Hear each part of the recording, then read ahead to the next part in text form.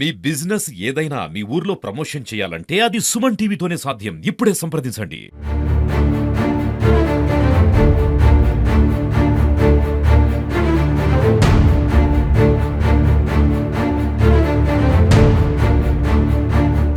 నిన్న మొన్న హైదరాబాద్ లో కురిసిన వర్షానికి భారీ వరద నీరు చేరుకుంది. ఆ భారీ వరద నీరు అంతా మూసీ నదిలో ప్రవహిస్తుంటుంది. నిజంగా మరి మూసీ నదిలో ప్రవహిస్తున్నటువంటి సందర్భంలో ఈ రోజు ఒక సంఘటన జరిగింది. సంఘం వద్ద అంటే సంఘం భీమలింగం వద్ద ఒక శవం కొట్టుకోవచ్చు చూస్తున్నాం మనం. అక్కడ స్థానిక ఎస్ఐ మొత్తం కూడా డిపార్ట్మెంట్ అంతా వచ్చి కూడా ఆ శవాన్ని అంతా కూడా అక్కడ వెలికి తీసినటువంటి పరిస్థితి నెలకొంది. నిజంగా అక్కడ పోలీస్ డిపార్ట్మెంట్ అంతా కూడా చూస్తున్నారు. ఎందుకంటే మరి ఈ శవము నిన్న మొన్న నాలాలో పడి వచ్చినటువంటి వాళ్ళ లేదంటే ఇంకేమన్నా కారణమా అని చెప్పి తెలియాల్సి ఉందని చెప్పి పోలీసులు చెప్తున్నటువంటి పరిస్థితి చూస్తున్నాం. మూసీ అనేది ఒకప్పుడు ఎలా ఉన్నటువంటి మూసీ ఇప్పుడు మాత్రము ఈ మూసీ వ్యర్థ పదార్థాలతో పాటు చూస్తున్నాం. ఈ ఘటనలు మాత్రం మనం పరిశీలించినట్లయితే ఒక శవం అయితే బట్టలు లేకుండా కొట్టుకొచ్చినటువంటి పరిస్థితి, దుస్తులు లేకుండా కొట్టుకొచ్చినటువంటి పరిస్థితి. దాని అంతా కూడా ఈ భీమలింగం వద్ద మనం చూస్తున్నాం. ఆ టెంపుల్ పక్కన శవం అయితే దొరికినటువంటి పరిస్థితి. భారీ లావుగా ఉన్నటువంటి వ్యక్తి అతను.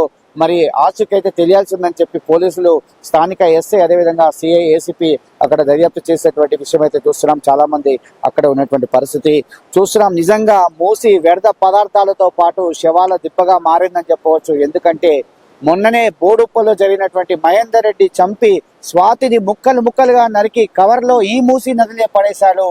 ఈ మూసీలే శవాలు ముక్కలుగా దొరికినటువంటి పరిస్థితి. మరొక శవము ఈ రోజు లబ్ధమైంది.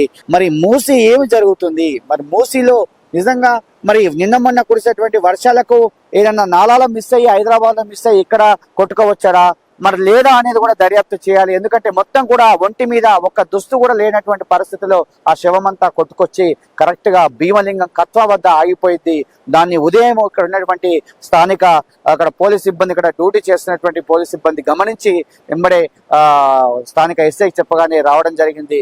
అక్కడ చూస్తున్నాం ఆ సంఘటన వద్ద మొత్తం కూడా దర్యాప్తు చేస్తున్నారు. మార్కు కూడా చూస్తున్నారు. ఎందుకంటే మొత్తం కూడా పై అధికారులకు చేరవేస్తున్నారని చెప్పవచ్చు. ఏది ఏమైనప్పటికీ మూసి పొంగి పొర్లుతుంది మొత్తం కూడా. ఎందుకంటే ఎగువ కురిసేటువంటి వర్షాలకు ప్రతిసారి కూడా ఈ మూసి అనేది పొంగి పొర్లుతూనే ఉంటుంది. ఇప్పుడు ఇక్కడి నుంచి అక్కడికి దారి లేదు, అక్కడి నుంచి ఇక్కడికి దారి లేదు. మనం ఇక్కడ వైపు ఉన్నాము, అక్కడ వైపు మాత్రం ఒక శవం దొరికింది. ఆ శవం దగ్గర వాళ్ళంతా కూడా చేసేటువంటి పరిస్థితి. ఏది ఏమైనప్పటికీ మూసి అనేది వ్యర్థ పదార్థాలతో పాటు ఈ అంతా కూడా అంతే ఈ శవాలే కొట్టుకొచ్చేటువంటి దుస్థితికి వచ్చిందని చెప్పవచ్చు. మరి ఏం జరుగుతుంది అసలు? నిజంగా దీన్ని మాత్రం అనుమానించాల్సిన విషయం అయితే ఉంది. ఎందుకంటే దుస్తులు లేకుండా శవం అయితే కొట్టుకొచ్చినటువంటి పరిస్థితి. మరి ఎక్కడన్నా మిస్ అయ్యి కొట్టుకొచ్చారా లేదంటే చంపి ఆయన అక్కడ వేసారా అనేది కూడా తెలియాల్సి అయితే ఉంది. దర్యాప్తు అయితే చేస్తున్నారు. ఎందుకంటే చాలా పెద్ద మూసి ఇది మనం చూస్తున్నాం. ఎంత పెద్ద మూసి అంటే ఇది మొత్తం కూడా ఇక్కడ సంగమం అంటే 3 నదులు కలిసేటువంటి మూసి ఇది మొత్తం కూడా భీమలింగం వద్ద. అంటే భీమలింగం మనం చూస్తున్నాం. గతంలో రాష్ట్ర ముఖ్యమంత్రి వచ్చి తన జన్మదిన వేడుకల రోజు ఈ భీమలింగం వద్దే సాక్షాత్తు ముఖ్యమంత్రి ప్రమాణం చేశాడు. మూసీని ప్రక్షాళన చేస్తా అన్నాడు.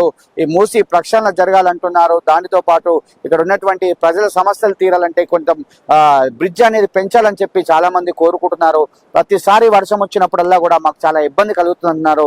స్థానిక ఎమ్మెల్యే కూడా చొరవ తీసుకుంటున్నారు. మూసీకి సంబంధించి ఎప్పటికప్పుడు సీఎంతో మాట్లాడి మొన్న కూడా గోదావరి నది జలాలకు సంబంధించి మూసీ ప్రక్షాళన కార్యక్రమాన్ని ఒక కార్యక్రమం అయితే తీసుకున్నారు. మొన్న శ్రీకారం చుట్టారు. ఇంకా ప్రక్షాళన చేస్తామన్న సియోల్ నగరానికి వెళ్ళారు. సియోల్ నగరంలో కూడా అన్ని కూడా కలియ తిరిగారు. స్థానిక ఎంపీ, ఎమ్మెల్యే, అదేవిధంగా అధికారులు అందరూ కూడా తిరిగారు. మొత్తానికైతే మూసీ ప్రక్షాళన జరగాలి. ఎందుకంటే మూసీ ప్రక్షాళన జరిగినట్లయితేనే ఈ మూసీకి సంబంధించి ఎంతో మంది బాధపడుతున్నటువంటి పరిస్థితి చెప్పవచ్చు. ఈ ఎన్నడూ లేని విధంగా ఈసారి మాత్రం నెల రోజుల నుంచి 2 రోజుల గ్యాప్, 3 రోజుల గ్యాప్ ఎప్పుడు వరుసగా మీ బ్రిడ్జ్ పై నుంచి నీళ్ళు రావడం, అక్కడ పోలీసు వాళ్ళు రోజు ఏ సమయం ఏమైతుందా అని చెప్పి వాళ్ళు వచ్చుడుపోవడం వాళ్ళు కావాలి నిద్ర కాసడం, వాళ్ళకు ఇబ్బంది అవుతుంది. ఇక్కడ వచ్చే జనాలకు కూడా అవతల దాటిలో ఏ సమయాన మూసి వస్తుందో ఎప్పుడు రాదో మరి. ఇది ఎప్పుడు అవతల దాటిన వాళ్ళు ఇవతలు రావాలన్నా ఇబ్బంది, అవతల రావాలన్నా. నాకు సుమారు రోజుకొక 20 ఫోన్లు వస్తున్నాయి ఈ నెల బట్టి. ఎందుకు ఈ విధంగా పోస్తుందా, మీ సంఘం నుండి దాటి వస్తుందా కానీ దాటడం మేము కూడా పూర్తిగా చెప్పలేము. ఉదయాలు నేను వచ్చినప్పుడు ఈడి దాకా వచ్చింది, ఇప్పుడు బంద్ అయింది. మరి బంద్ అయిందని చెప్తే ఆయన అక్కడే పోతాడు. ఓకే. ఎప్పుడు ఇదే పరిస్థితి అవుతుంది. దీని బ్రిడ్జి హై లెవెల్ బ్రిడ్జి చేస్తాం, శాంక్షన్ అవుతుందని అన్నారు. మరి ఇంతవరకు దాని మరి ఎక్కడ కూడా మొదలు పెట్టిన లేదు. మరి రేవంత్ రెడ్డి సీఎం కూడా ఇక్కడ వచ్చిండు, మూసి ప్రక్షాళన చేస్తామన్నారు. మూసి ప్రక్షాళన కాదు, శవాలే కొట్టుకొస్తున్నాయి. మరి అక్కడికి వెళ్ళే మరి ఎందుకు వస్తున్నాయి శవాలు? హైదరాబాద్ నుంచే వస్తున్నాయి. ఎక్కడికక్కడ బందోబస్తులు ఎక్కడ మరి అక్కడ నాణాలలో కొట్టుకొచ్చి వస్తురా, ఎట్లా వస్తున్నాయి ఆ శవాలు తెలియదు. ఇప్పటికి 3-4 శవాలు అంటే ఈ సంవత్సరం కాదు, పోయిన సంవత్సరంలో ఒకటి, అప్పుడోటి ఈ 8 ఏళ్ల నుంచి 7 శవాలను ఇక్కడ కొట్టుకొచ్చినాయి. ఈ బ్రిడ్జ్ పై నుంచి మాత్రం ఎవరు దాటి కింద వాడి సావలేదు, కానీ పైనుంచి వచ్చే శవాలే వస్తున్నాయి, అక్కడికి వెళ్ళి వస్తున్నాయి. ఈ మూసి దుర్వాసన ఇదంతా ప్రక్షాళన అన్నది ప్రక్షాళన జరగటం లేదు, హై లెవెల్ బ్రిడ్జ్ అయ్యటం లేదు.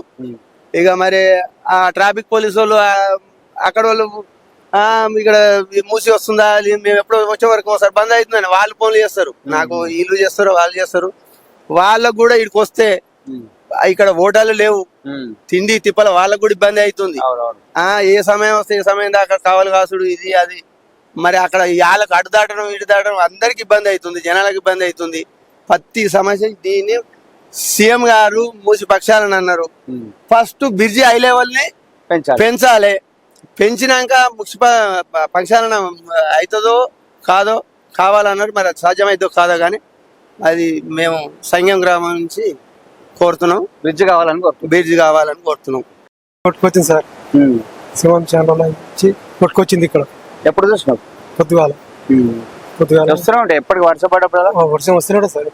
ఇప్పుడు దాదాపు 2-3 వచ్చినాయి, 2-3 వచ్చినాయి ఇప్పుడు దాకా. ఈ వర్షం వల్ల మున్సిపాలిటీ మొత్తం ఇంకా మొత్తం ఏరు వస్తుంది కాబట్టి చంపిన తెలవదు, చంపిన ఎవరో తెలియదు కానీ అయితే శవాలు అయితే పక్క వస్తున్నాయి. గుర్తుపట్టా ఎవరు గుర్తుపట్టలేదు, అయిపోయింది శవం, ఎవరు గుర్తుపట్టలేక అయిపోయింది. దాదాపు ఇరుకు దాదాపు 2-3 అయినాయి ఇప్పటికాడికి. ఇక్కడ ఏం జరగదు, అక్కడి నుంచి కొట్టుకొస్తాయి. హైదరాబాద్ నుంచి మొత్తం మున్సిపాలిటీ కదా, సవా నుంచి ఇంకా కొట్టుకొస్తే ఏరు వచ్చినప్పుడు వస్తూనే ఉంటాయి, దానికి కొట్టుకుని వస్తాయి. దాదాపు ఇప్పటికే 3-4 వస్తాయి పుట్టిన సేవలు.